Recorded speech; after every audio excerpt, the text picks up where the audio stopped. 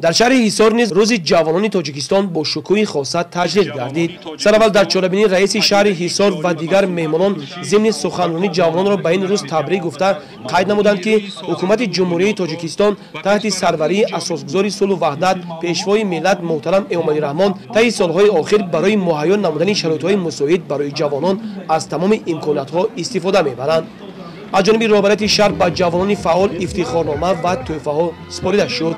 بعداً از طرف کارمندان شعبه فرهنگ نزد مقامات اجرایی حکومت دولتی، مکتب موسیقی و جوانان فعال کالج لیسه‌های شهر حصار یک برنامه جالب و رنگین، صحنه‌های دیدنی، سرود و ترانه‌های وطن‌دوستانه پیشکش ساکنان این گوشه کشور گردانده شد.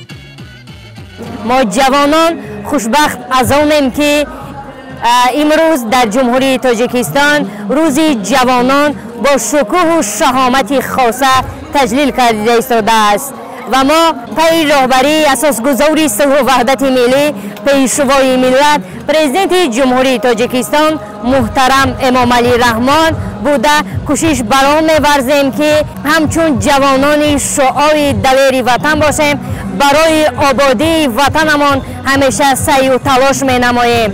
صاحب استقلال و صاحب دولتیم، پیروان پیشوای ملتیم. قابل ذکر است که از روی نقشه چاره‌بینی‌های شعبه کار با جوانان و ورزش نزد مقامات اجرایی حکومت دولتی شهر حصار ماه می سال روان بخشتر بر روز جوانان با اشتراک دایره وسیع جوانان چاره‌بینی‌های فرهنگی، فراغتی و ورزشی به نقشه گرفته شده گذرانده شده است. 30 روز جوانان اعلان گردیده بود که تا به امروز یک قطار چاره‌بینی‌های سیاسی، فرهنگی، ملاقات و واخری و مسابقه‌های ورزشی بین نورسان جوانان در شهر حصار برگزار گردید. در قسم‌های نظامی بین سربازان، افسران و جوانان شهر مسابقه‌های ورزشی حامی وطن، بین خوانندگان صنف‌های بالایی مسابقه‌های فوتبال، والیبال بین بانوان برگزار گردید. در حقیقت با شرافت کوشش و تلاش‌های سرور دولت، سیاست دولتی جوانان به طور کامل تحریزی شده مرحله به مرحله در عمل تطبیق می‌گردد. این به خصوص در شهر حصار در سمت دانش اندوزی، مساعدت بر رشد مهارت و ملکه جوانان، آموزش زبان‌های خارجی، تکنولوژی کامپیوتری و اختصاص هنرهای زمانوی بر اعلی احساس می‌گردد.